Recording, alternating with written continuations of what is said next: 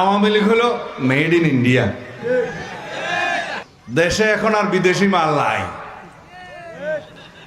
বাংলাদেশে একটা আওয়ামী লীগ নামের পার্টি ছিল, এক সময় রাজনৈতিক পার্টি ছিল, পরে এটা মাফিয়া পার্টি হয়েছে। জিনিসের উৎপাদিত দ্রব্যের পিছনে লেখা থাকে মেড ইন বাংলাদেশ।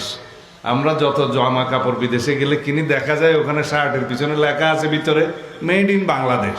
তো এইরকম আওয়ামী লীগ হলো made in India. Awami League এই পার্টিটা ছিল মেড ইন ইন্ডিয়া। ইন্ডিয়ার মাল তো ইন্ডিয়াতে রপ্তানি হয়ে গেছে, এখন নতুন করে আবার পাকিস্তানি মাল আসবে নাকি? না। পদ্মা সেতু, মেট্রো রেল এবং এলিভেটেড এক্সপ্রেসওয়ে নির্মাণের গর্বিত অংশীদার বসুন্ধরা সিমেন্ট। বাংলাদেশের শক্তি, বাংলাদেশের মানুষের দল, বাংলাদেশের স্বাধীনতার পক্ষের দল, বাংলাদেশের গণতন্ত্র এবং উন্নয়নের দলের নাম বিএনপি, বাংলাদেশ জাতীয়তাবাদী দল।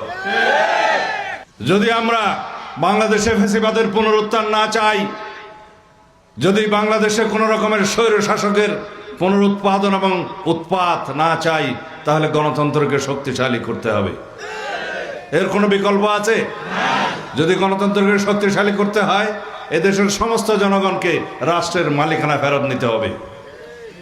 একমাত্র মুক্ত স্বাধীন পরিবেশে আগামী 12ই ফেব্রুয়ারি জাতীয় সংসদে নির্বাচনের সময় আপনার ভোটাধিকার প্রয়োগের মধ্য দিয়েই সেই বাংলাদেশ প্রতিষ্ঠিত হবে, যেই বাংলাদেশে কোনো দিন আর ফ্যাসিবাদের উৎপত্তি হবে না,